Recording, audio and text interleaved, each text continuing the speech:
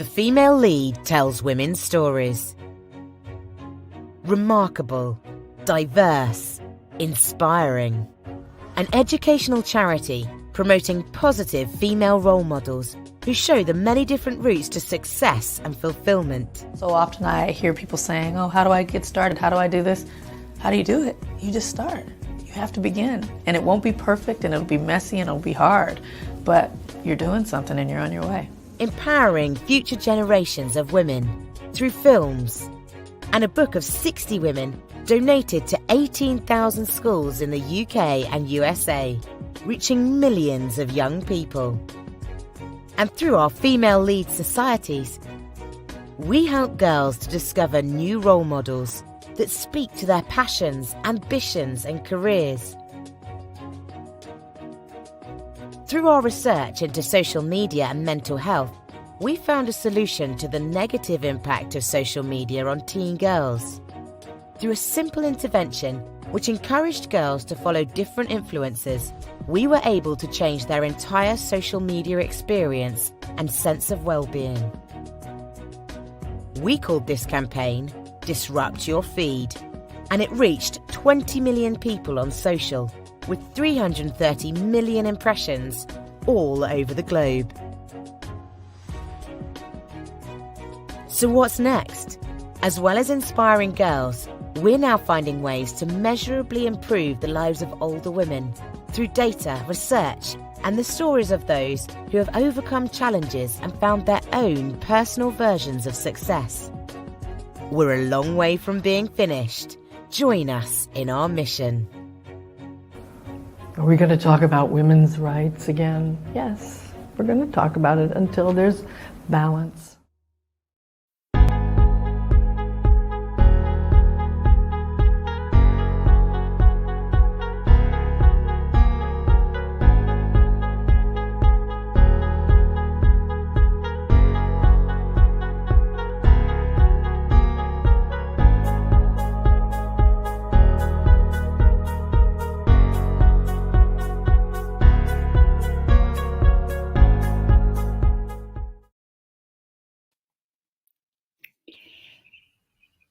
Hello, everyone. Welcome.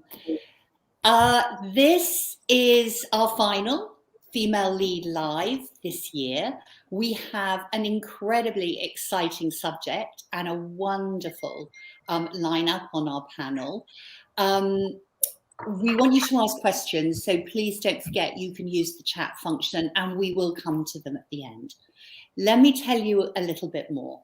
Building on effectively the success of our sleep panel and our menopause panel earlier this year, our friends at No7 Beauty Company have suggested that we delve further into the challenge of ageism. A recent Forbes article said, age is rarely examined in diversity, and that means many employee cultures are not learning how age bias and discrimination show up in the workplace. This is a really important subject. I'm Edwina Dunn. I'm the founder of the Female Lead. Let me tell you a little bit about that. We celebrate women, we shine a light on their achievements, but also the inequalities they face at home and in the workplace, and in fact, at every stage of their life.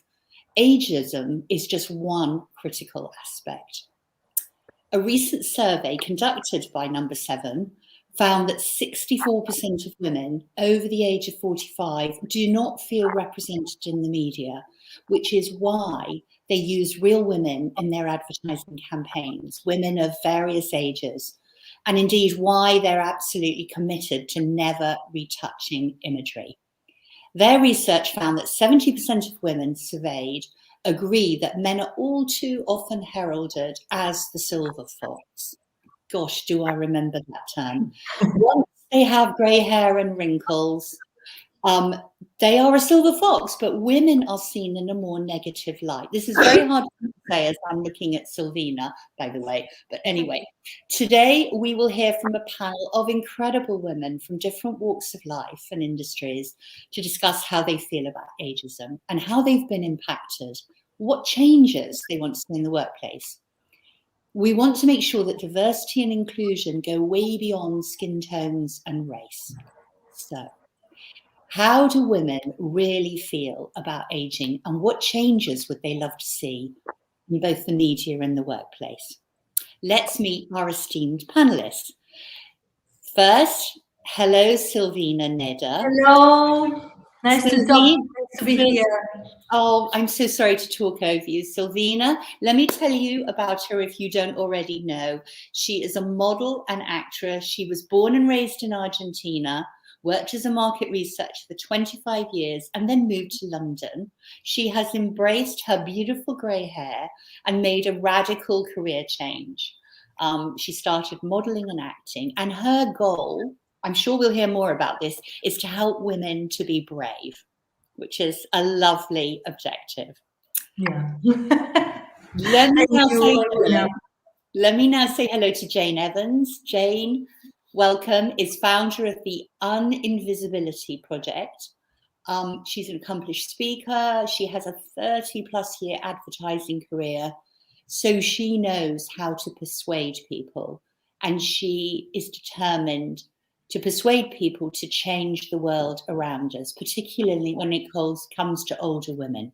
So she recently launched the Uninvisibility project, and I think we're going to hear much more about that. So welcome, Jane. It's great to be here. Thank you. Let me now say hello to Dion Johnson. Welcome, Dion. Dion is CEO of the Womanologist, and she's an ex-midwife and director in public services. She pioneered special services which are targeted at highly vulnerable and marginalized client groups. So she talks about show up, speak up, shape things, if I could say it properly, and shape things the hell up. You will say it better. She's a multi-award-winning women's champion and very credible influencer in today's fast-changing workspace. So welcome, Dion. Delighted to be here. And finally, but certainly no less than any of our fabulous lineup, is Michelle Griffith Robinson. Michelle is an Olympian. An Olympian. Wow. She's also a life coach. She was a formal triple jumper, the first woman in the Commonwealth to jump over 14 meters. She's competed for Great Britain, wow, at the 1996 Olympic Games. She made 3 World Championship finals and European finals. Not only all of that, she's a mother of 3, a coach, a mentor, and a motivational speaker. Welcome, Michelle. Thank you, guys. Wonderful to be here. Thank you so much. Lovely. Well, let's jump straight in. My first question, please. Aging is inevitable. We all know this, but how age is portrayed in advertising or TV shows can really impact how women feel about themselves. So I'd like to ask how important it is to each of you to see women who look like you on the pages of a magazine or TV. So let me please start with you, Dion. Would you kick us off with your response to this?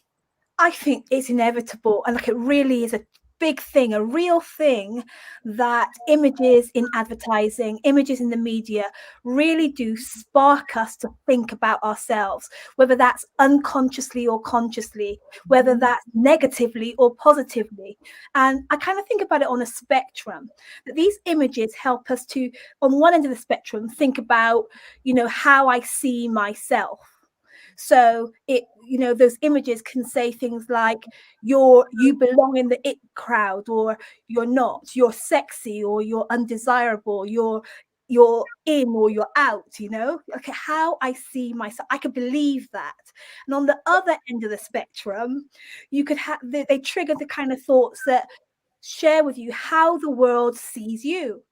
So I'm a Black woman, and when there isn't representation of Black women, or if there isn't representation of people with facial disfigurements like mine, or any kind of difference, then I think of that as messages that the world is telling me. Like, they don't see me as important. They're saying that I'm not welcome. They're saying that I don't figure in the reckoning of things.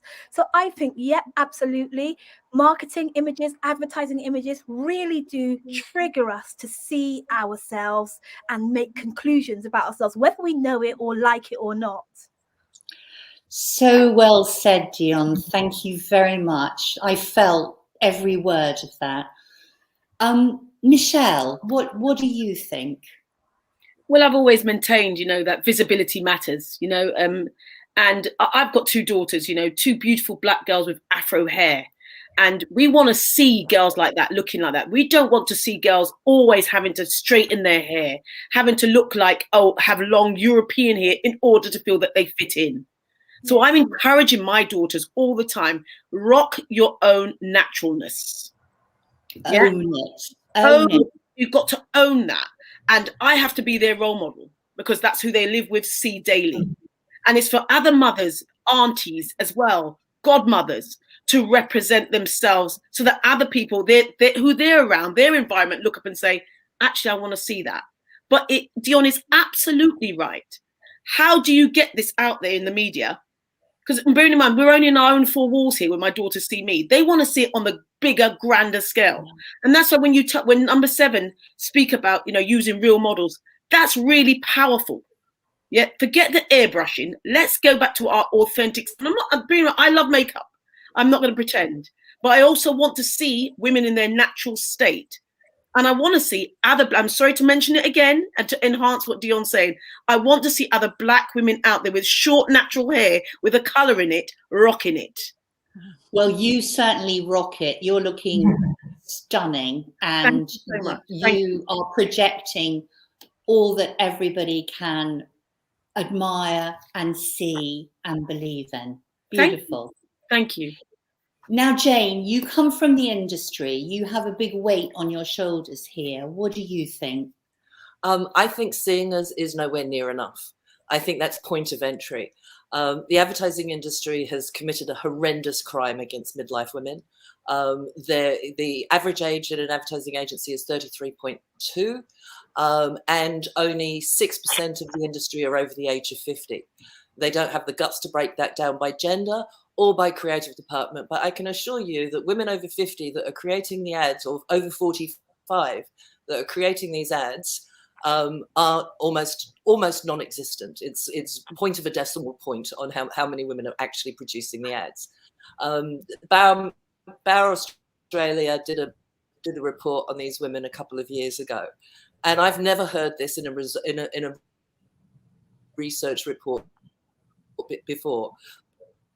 But the conclusion was that women have been on for so long that they no longer give a shit what brands or marketers have to say anymore.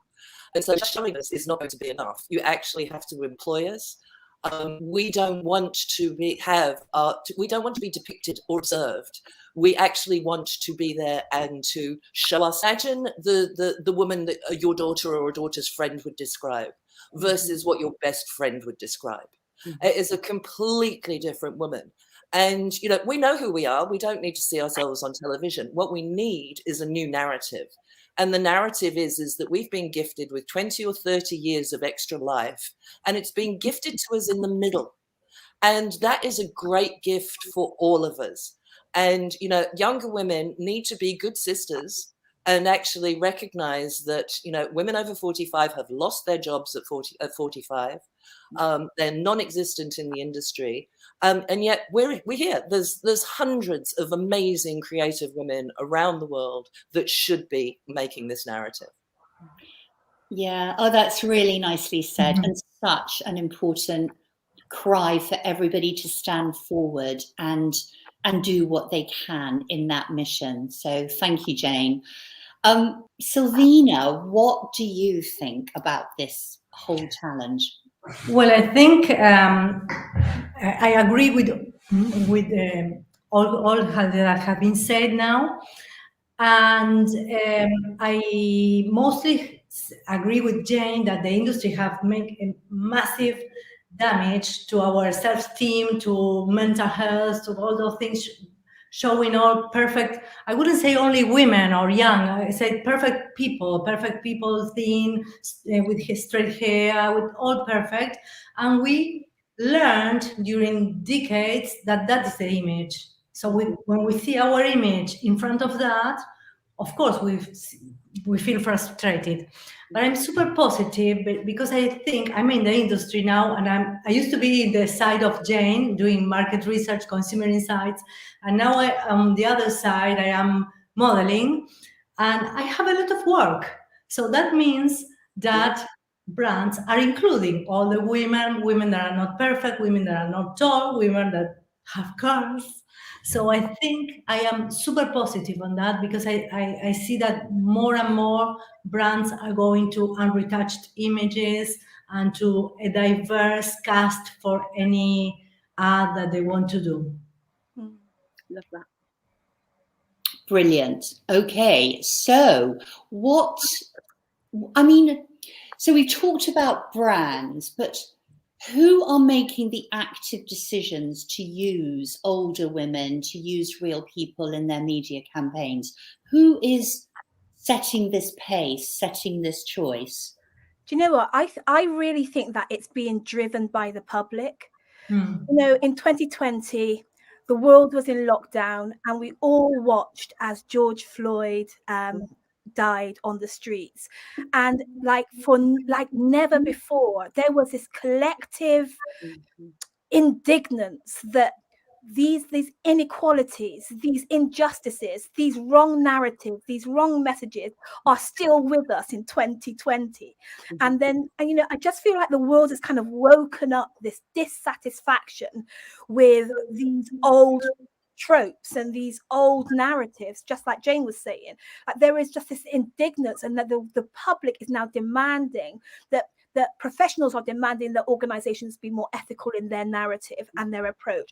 You know, the public is being more demanding that the media is being more ethical and closing the gap on inequality in their approach. But there is this mass bottom up rage that is palpable. We can feel it, and people want change and difference. Yeah, I have to completely agree with you, Dion. I think that, you know, George Floyd didn't die in vain, you know, and nobody wants to see somebody's brother, uncle, nephew, child die in front of us. Nobody wants to see that.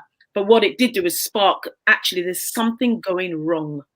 Yeah. And that's the only thing, and I hate to mention the word because we want to try and avoid that word. If it's the one great thing that's come out of COVID, was the world was at a standstill to see the inequalities that are fracturing our society. Yeah, and that is one thing that has come out of it. So now you do see, you know, you are seeing much more women, you know, donning the front covers. Yeah, not quite of my age yet, not quite 50 plus, I've got to be honest, and not quite black women, especially in the UK. Especially, we're not quite there yet, but you're seeing much more. And bearing in mind, we have to remember something. We are all work in progress. Yeah. So I'm very optimistic. I generally wear rose-colored tinted glasses. So everything is very positive. So we are making good steps. Yeah? Probably sometimes I'm a little bit impatient. I'm like, come on, why can't you do that quick enough? But we're making positive steps in the right direction. Well, I think that's a very good point, in that, you know, everybody does seem to have galvanized. Everyone does seem to have woken up. There is a lot of talk. Yes. How much action there is a very, very big question. But let me ask you this. I feel as if it's slightly leading you, but let me ask you anyway. So in the last 18 months, obviously, I think you've already mentioned this, but companies have been doing more to ensure they're inclusive and to have a truly diverse workforce, which is not there at the moment. But, you know, I think the age dimension has been completely left out. Yes. So I do know, so Number7 have done this survey recently, and it showed that half of women surveyed feel completely overlooked for promotions. And that's just, I think, one dimension to the whole issue of both women who are older, women who've returned from all of these elements. I mean, I think there's an element that employees employers are kind of thinking, I've got this dimension, I've got this dimension. How do they put that all together? And how do employers start to get this right instead of taking each element separately? We have the most amazing opportunity at the moment that has come out of COVID, and that is the Great Resignation. Younger women are finding that they can't be superwomen, and older women are going, actually, you can have everything, just not always at once. So we've just started a thing called Visible Start. We've just trained 300 women, only 159 of which identified as white British, to train in digital marketing where there are digital skills shortages. And we currently have 27 women about to go for interviews at WPP to get entry-level jobs. It is up to us to actually make sure that we are seen, we're visible, that we are there and we are open. You know, they say the future of work is lifelong learning and multiple careers. We have to be the pioneers of that. And what people are forgetting is that we are the pioneers of women's careers. You know, equal opportunity only came in 1975. Now, if we look at what's happened to that first generation of women, they have half of the pension savings of men. Why? Because we didn't have the things that we fought for, like paid maternity leave. So we couldn't carry on. We had to either, you know, slow down our careers or stop them completely for a few years. You know, we're now finding that, you know, thousands of years of a narrative that women have no further use once they're no longer fertile has to be written out right here and now. So, you know, we need to, first of all, stop the idea that women over 40, you know, women over 45 have no further use, that they're going to be the next ones that go in the round of redundancy. But more importantly, we've got to go back for that generation. We've got to go back, that younger women owe so much to. We've got to go back to them and we've got to employ them, because if we don't, in the next 10 to 20 years, half of our female population are going to retire in poverty. So this is a time for all of us to come together as a sisterhood. This is not just something that's happening at low levels. This is happening right across the board. You know, even women that have had multi-million-pound divorce settlements have not been included in the pension. 71% of divorce cases don't even mention the pension. So, you know, we're facing a future where all women are going, half of us are going to retire in poverty if we don't take action right here and now. And younger women, this is a precedent that is so dangerous that has been set, and you need to break it now. There's no doubt that what you're saying is right. Like 50% and counting of the workforce is made up of older people. And so this is just a fact of professional life, that boards globally have to come to terms with the fact that people are living longer and want to have meaningful, productive professional lives well into their older years. The truth is that our real heavy focus on digitalization and technology make it seem as though a younger workforce is really desirable. But you know what? I've really learned the long, hard way that business success is not just about tech and digitalization. It's also about those old-fashioned business values. It's about wisdom. It's about being human. It's about customer service. About manners. My granny used to say manners would take you to the four corners of the world. You know, old-fashioned things like honor. These are things that older women, sometimes in the fashion-clad digital world, sometimes older women can really forget the wisdom that we carry, that businesses really need to thrive. So I say companies need to rewrite what how they value the maturing professional, as well as the young, trendy, hip, digital, savvy ones. I would like to say something that I think is very important in all the aspects that you spoke already. Now there are not only the big companies from which we are talking about, for example, in terms of employing older people, but there are new players. There are the entrepreneurs. for example, in the beauty market, the beauty industry, there are thousands of new companies founded by women, for example, that retired, that are my age or even older or 50 plus, whatever, and they are founding their own brands, and they are new players in the market. And big brands, big companies, big corporations are losing against these women that invent a product that is totally authentic to their needs, to our needs, and they sell. And they have that possibility because of social media. And they don't lie to us. They tell us the truth, and they don't lie to us. They tell us the truth. Because we've got a generation of women. Those women are their own insights, so they know what to do. I love this. I love that you're bringing the facts. You're quantifying. You know, Jane, you really spoke to how big the challenge and, you know, some of the facts that you've unearthed. I think, you know, the point you make, Silvina, which is about, you know, the image of entrepreneurs quite often is some young, thrusting startup company. But you're absolutely right. Some of the best entrepreneurial companies are started after, you know, everyone's learned all the things that can go wrong.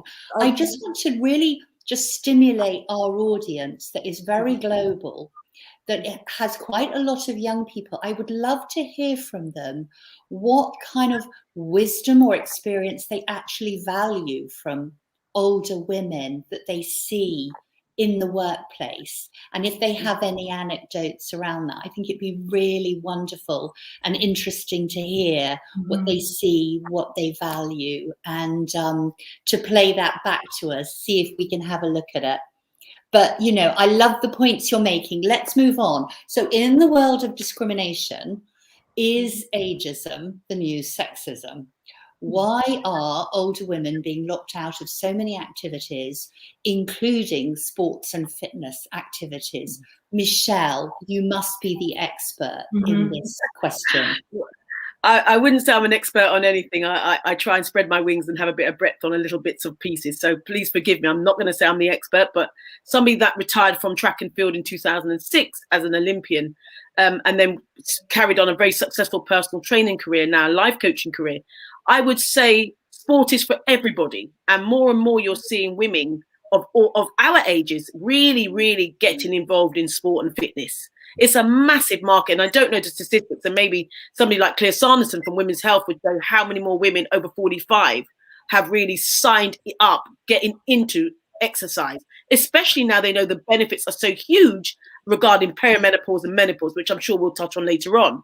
So in terms of that, we also know that women need to, we need to collaborate together and say, do you know what? I'm going in that gym with my saggy breasts, my saggy stomach, and I'm still working out alongside the perky young lady there without not feeling inadequate. And that's what I encourage my ladies to do. Own who you are, own your body. This body's been through 30, 40, 50 years of X, Y, and Z. A hell of a lot of experience comes with that. And it doesn't mean that, like we said, you've gone past fertility, you're washed up. Far from it. I've got even more vigor in me now than ever before. In fact, I said this in a recent article, I'm more confident as a female now than when I was in my 20s. Because acceptance is key. And bearing in mind, I admire the young women out there, but bearing in mind, we paved the way for them to be how they are today. And they are going to be us tomorrow. If they're lucky enough. If they're lucky. Because, you know, my client said to me, an old client said to me, God rest his soul, said to me, aging is a privilege. Absolutely. Let's not take it for granted. It's a privilege. Absolutely. But again, there's got to be a change to the narrative. You know, since I've been running the project for 3 years, I get emails from women all the time. I have been told of women that work in sports centres that they are not put forward for promotions, they're not put forward for training because they are in their 50s. And so facing no wrinkles female at the forefront, and they want the young woman, and as they walk into the gym or into the exercise, they want the young female woman looking like that. That's changing. It has to change. If you want to encourage more and more women to feel, okay, it's okay for me to be here. Sorry. And it comes, bless you, Silvina. It comes back to, again, visibility matters all the way through. I love the question. I love a question about whether ageism is the new sexism. I say absolutely no. I say ageism is real. It's a real thing. Sexism is real. It's a real thing. And it's at the intersection, it's where those two meet, that we have to acknowledge that there is compounding effects, that they're both real in their own rights, but where they intersect, where there's a woman who is in her 50s, 60s and 70s, that when that comes into the professional space, where that intersects, that's where you see heightened impact, and that we really do have to take these intersectionalities into play. Older Black women, younger Black women, you know, women with grey hair, and women who of different sexual orientation, and ageism together, where there's intersection. That's we need to pay special attention to thinking about how those intersections are playing out in people's experiences and in their lived and their worked experiences.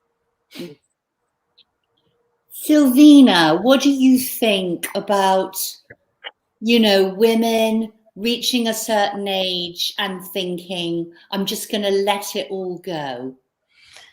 Well, I think it's the as a woman who's not let it all go. Clearly, none of you have, but no, but you know, right? I will put my example because it's my experience. But for example, when I was in my 30s, I used to do Botox. I was very concerned about not showing my gray hair. And in my late 40s, I said, I can't hide my gray hair because my gray hair was like this in 2 weeks. And I said, I will accept it. And when I embraced my gray hair, I said, this is beautiful. Well, silver is a color as gold, you know, as a blonde is a color. When I accepted that, I accepted my age. I didn't have to do Botox or anything again because I don't want to be younger. I want to be the age I am. And it has nothing to do with letting go. Absolutely. It's embracing, it's making the most of who you are, of what you have naturally have. Your curls, your gray hair, your wrinkles. Your wrinkles look better than a plain face with no expressions. It's like, or a mouth that goes across here. Exactly. I'm not against surgeries, whatever they want, but accepting what you have and what you are, and not wanting to be what you are not, what you are not. I really love the contrast. It's fear of aging. Fear of aging. There's such fear of aging. There's such Jane keeps talking about the narrative, and it's absolutely right that this narrative about getting older as women, that we just have these visions of ourselves in wheelchairs, wearing nappies and dribbling, like, you know, that it's just this narrative doesn't fit the contemporary aging woman. I just don't think it does. Well, like, I could give you the figures on it. So, you know, basically what's happening is the fear of aging is being bought by women in their 30s and 40s. Most cosmetic procedures are done on women in their 40s. I've just brought up the figure. 76% of women 50 plus are perfectly happy in their own skin. 76% of us. So again, it's like when you're going to talk to us, don't you dare try and portray us as anything other than being happy in who we are, because we are. And you know, there is a great liberation that comes from especially the other side of menopause. You know, it's like you get a boost of testosterone, you get confidence that you've never had. And certainly one thing that I found is that you get more gravitas. It was like when the sexual equation is taken out of business, when it's taken out, when it's removed, all of a sudden you really are on an equal footing. You really do have the power. And, you know, younger women are not shown this image of the powerful woman. And I say that I reckon the most powerful time in a woman's life is 55. And if women can start looking forward to that, I mean, it is an incredible time of life. And when you look at your life at 55, you've got almost half of a way to go. What can we do? It's amazing. I love that. I love that. Can I say something? I think that physical changes are real. Because you don't have the same body as Michelle can tell as 30. You can't train as you trained at 30. But you still can do a lot of things. And you still can, make the changes natural and embrace it as part of life. As, for example, I hear a lot of women, no, you can't talk about menopause. Why not? All of us will go through menopause. If not, you are an alien. If you don't go to menopause, you are dead. And I particularly laugh at myself. I laugh at my hot flashes. It's part of life. It's not a problem. I think it just takes some getting used to. So here's the thing, that I'm 55. I'm a Black woman. I have to tick the next box down now when I'm applying for things. Like, I'm in a different age bracket on the boxes. Underneath my wigs, it's getting grey under there. And I'm having to take a little bit of time to breathe that in and ask myself, what does that really mean to me? I choose to make it mean. I choose to make it mean that I'm evolving. And I think that there is this rewriting of the script, the narrative, that we really need to keep hammering home here. That this is a natural process. We're all getting older. I heard someone say that aging is inevitable, but maturing, that's optional. I think we're all getting older. This is happening to all of us. And I think that what we need to be doing is allowing outside narratives to form our own narratives, that we need to get big girl pants on and take a deep breath in and see what's working in this new phase of our life and welcome it, actually, ushering other women into its glory, because it actually is glorious too. I would like to add something on that, because I went grey in 2015, 2016, and was grey before the pandemic. But during the pandemic, women couldn't go to color the hair. So I had a lot of much more followers on Instagram, and you can't imagine the thousands of women who wrote me, Silvina, thank you, because you made me feel that I could wear the grays in a nice way, and I'm so happy. And all of them, I can tell, like 99.99% feel better and feel like renewed and feel sexy and feel well with themselves when they wear the gray, when they embrace the change, those changes. Do you know what you ladies have said? I think is really, I've never heard it said before. You've basically said the stereotype of the powerful woman is the youthful, sexy, appealing young lady, which actually, by the way, are some of the years where women can feel most worried, most self-conscious, most lacking in confidence. What you're now saying is we need to reveal the happier, easier, stronger power that comes with later years, with all that experience. I don't think anybody said that before. I think that's phenomenal. Yeah. Well, it's a lived experience. It's our lived experience. It's what is, that so many people, even in my post to talk about this conversation tonight, that people are saying, as I get older, I'm really coming into myself. As I get older, I really realize that, I've got a lot to bring to the table. As I get older, I really find my own authentic voice. And this is very powerful. I think that if the media doesn't want to tell this story, then we're going to tell it, because it's we won't be denied, we won't be invisible, and we won't be denied. And this story is not just a made-up story, it's the truth that as women age, we bring something of evolving value to the marketplace. Yeah, and that's, sorry, Edwina, just very quickly here. It's about acceptance. That's the point I was saying. Acceptance is key and it's crucial. Accepting that we are now not where we were when we were younger, but we have come with a wealth of experience and wisdom that we can pass on, and feeling comfortable in our own authentic self is probably the biggest thing I want to say. And No, one really, thing I really want to say is that you've listened to us all now. This is why we should be telling our own stories. You've heard how humorous it is. You've heard how powerful it is. You've heard how passionate we are. You know, it was like, we are the women of the Borg McEnroe generation. For you to get through to us, we need communication that are on the line. A little Sunday afternoon pat around, you know, is not going to work for us. You know, nice little safe montages just showing us is not enough. You need us to be able to tell you who we are and what we want. And, you know, one thing earlier when you were asking, you know, why are people making this change? I'm very cynical about this. Women 45 plus buy 50.3% of everything. We are the most powerful consumer group on the planet, not because we're rich, but because we buy for everybody. And so we as consumers have to take our power and we have to demand what we want, which are interesting, multifaceted, funny, realistic views of who we are, not some sort of idealized chocolate box view of older women.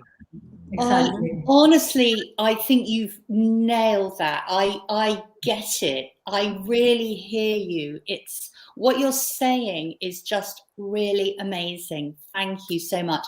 I've got 2 more questions to squeeze in before I have to hand you over to our fabulous audience. And I'm sure if they're anything like me, they want to ask you questions. So let's talk briefly about the menopause, because there's so much being said about this now, and suddenly everybody seems to be getting it. But what are they doing about it? So, you know, we know that our wonderful friends at Number 7 have not only been talking about it, but have been training, you know, some of their advisors in what this means and how to help. And I think that's taking it very much a step further and really helping to bring that kind of knowledge and education to their customers.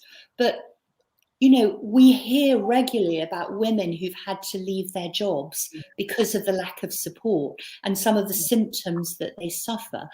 What should organizations be doing if they want to retain this wonderful, rich, powerful workforce?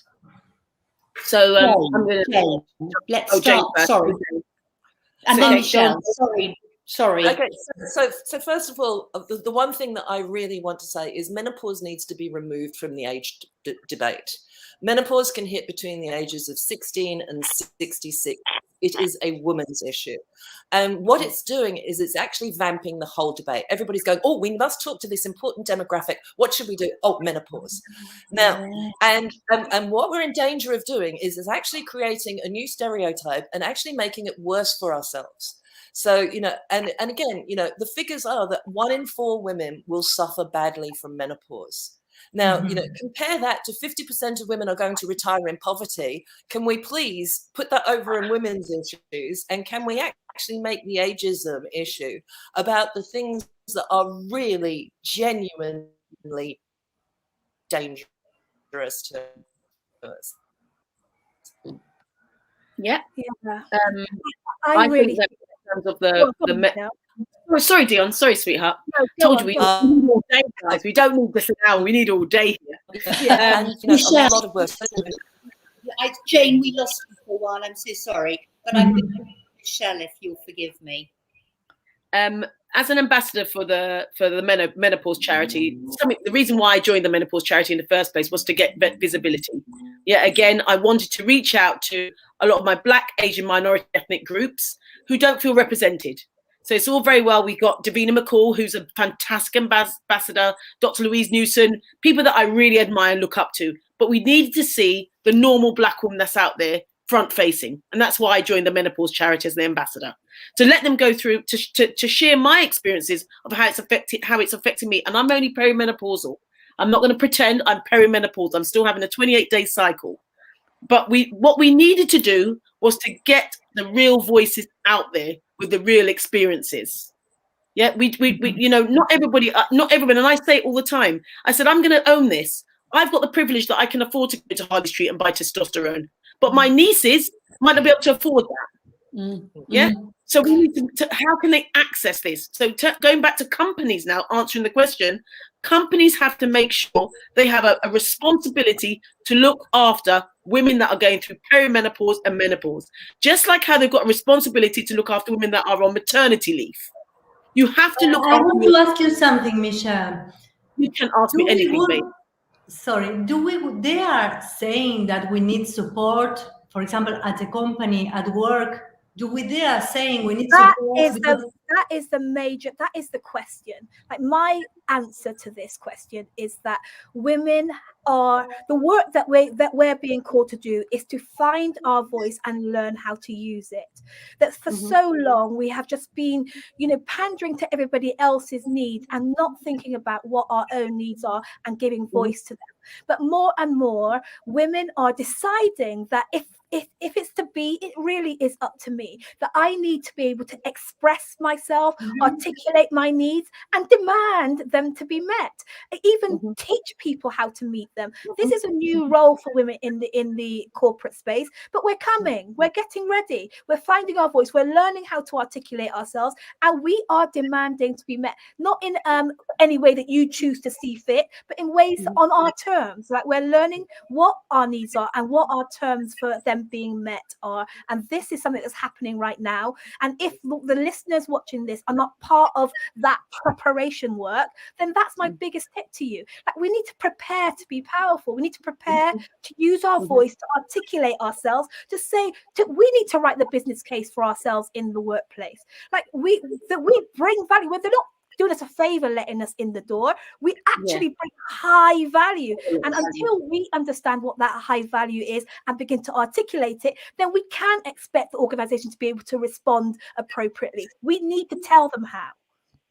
But what you don't want, absolutely, Dion, but what we want is, we want allyship. So we want them to look at their policies and procedures in order to hold on to the workforce that we're losing.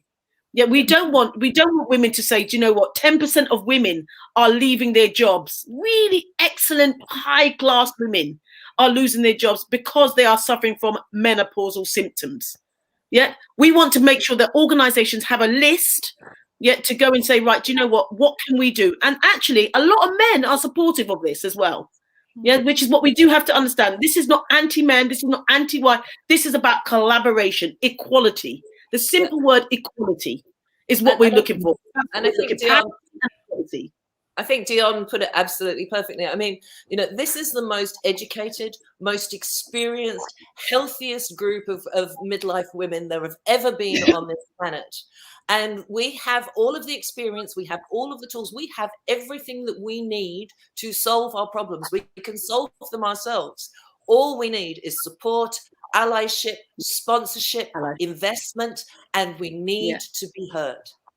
Yeah. And we can we need to talk to be heard as well. I love the mantra of prepare to be powerful. I mean, the female lead is all about taking the lead in your own life. I feel like you've just gifted us a dimension that we really haven't discussed so much, and you've said it beautifully. I absolutely think there have been beautifully brilliant gold nuggets in this conversation, but I now need to let our fabulous audience out there ask their questions of you. And I think we've got Holly, who's probably scrabbling now because I didn't give her any warning. But Holly, can you please perhaps pass the question forward? Great. What can I do if I see someone else acting ageist? Who'd like to answer that? Call them out. I'm going to be very. In fact, Jane, you stole my words. Call them out. It's the same thing as if you're at the pub and one of your friends is being racist. Call them out. Yeah, I'm guilty sometimes of saying, well, I know I'm older than you. And I hate myself when I say that. And, I really have to train myself not to make that somehow something that I should apologize for. Yeah. Do you hear that around you? One of the most successful sayings that we've had in our movement is, and it was something that my grandmother used to say to me, which is, I've been your age, you've never been mine. And you know, younger women particularly really understand that. I know what it's like to be a 35-year-old career woman at the top of her career. I know what it's like to be a 36-year-old career woman having her first baby. I know what it's like to be a 45-year-old woman in perimenopause. You know, if we can start respecting the fact that, you know, in our age era, there weren't women ahead of us. You know, when we were at work, there weren't women ahead of us. But every single younger woman has always had women ahead of them, and they have to start asking, where have they gone? I think that the women who are sort of cowering under ageist slurs and abuse, that picture to me makes me want to run to that woman and say, straighten yourself up, understand what you bring to the table, and speak your value. Like, you know, that there is something about calling it out from the perpetrators, but it's something about strengthening women to understand that if you have been beaten up, if you've been beaten up by slurs and biases, like, you know, you could just cower under that, or that could be the springboard on which you stand taller and speak the truth about the value that you bring. So that, you know, it needs to be both sides, I think. Yeah, fantastic. Okay. Thank you so much. Next question, please, Holly.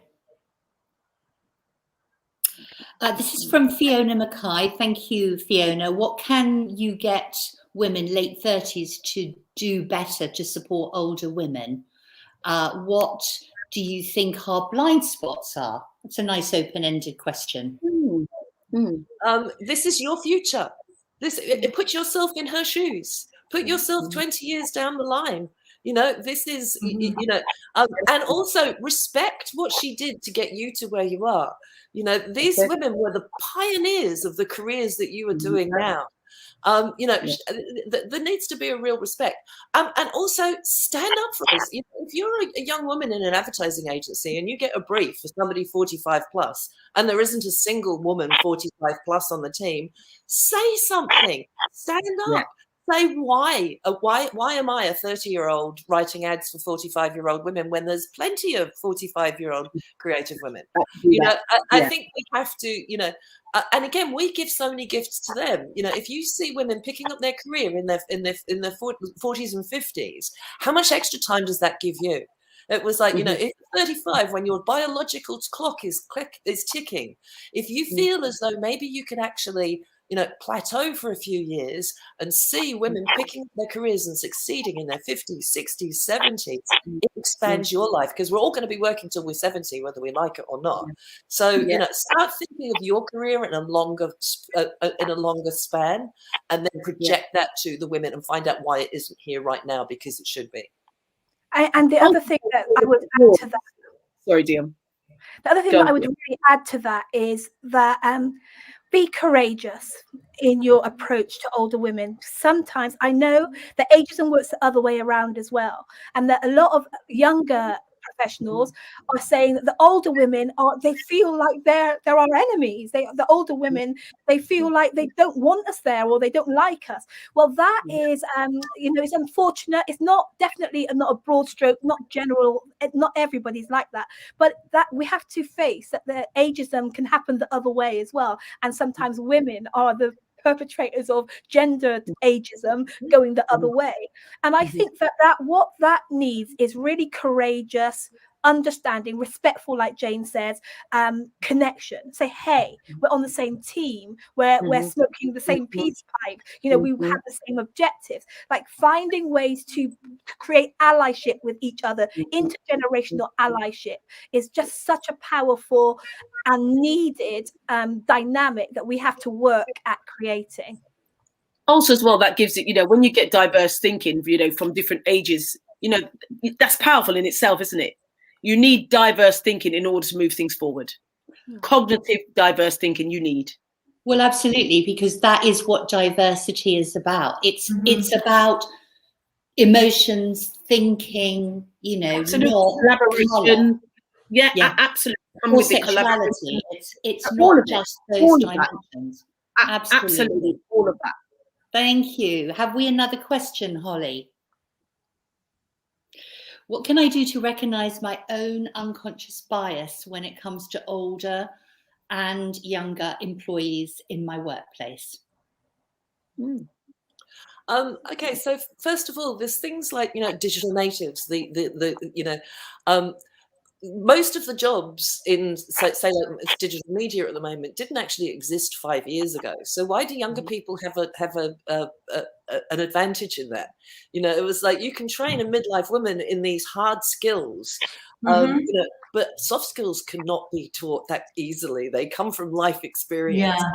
So again, I think this whole sort of like, older women aren't digitally savvy is a ridiculous notion. And again, it's like, us with daughters, the image of our mothers, we'd never be caught dead in our mother's clothes.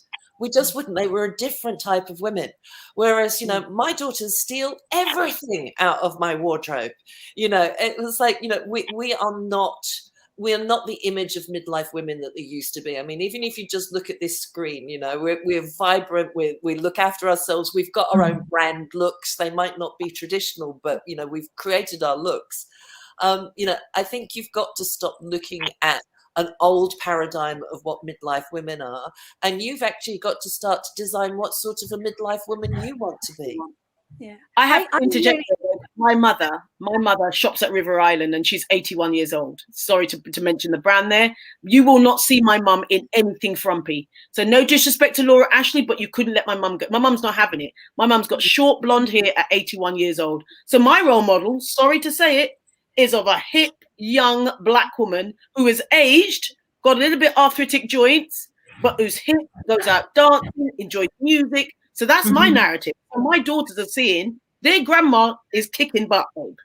Yeah, what I'd like to do is just come back to the question about unconscious bias. Well, unconscious bias really, the clue is in the name, it's unconscious. And so if you want to discover your unconscious biases, I think start where there's pain, start where there's conflict, start where there's struggle, where there is dis-ease. Make them conscious.